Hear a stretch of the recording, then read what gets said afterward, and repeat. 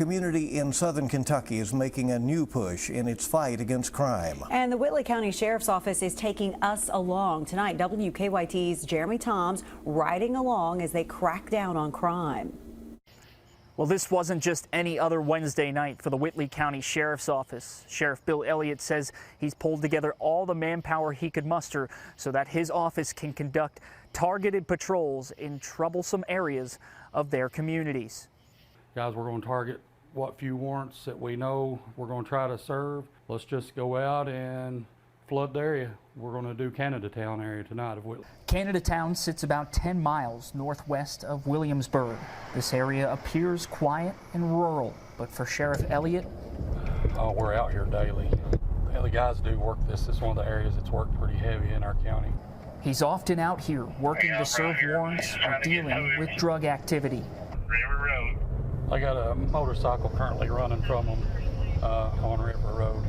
Wednesday night, they also made traffic stops and set up road checks in the area. So she's got a child support warrant, $35,000 child support warrant out of another county. All those efforts in this patrol led to multiple arrests, and Sheriff Elliott says the exercise helps his team of deputies to bond and learn from each other. You know, we are a small department, but we just lost 2 officers to another department. Everybody else has got to pick up their work because the calls don't stop. So we can take this opportunity here.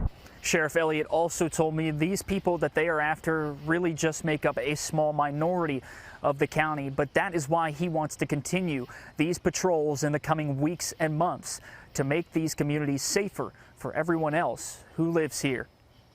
In Whitley County, Jeremy Toms, WKYT. And Sheriff Elliott says their goal is to keep criminals guessing. These patrols will be conducted on different nights of the week and go into different communities, but they may also revisit the same ground that they've previously covered as well.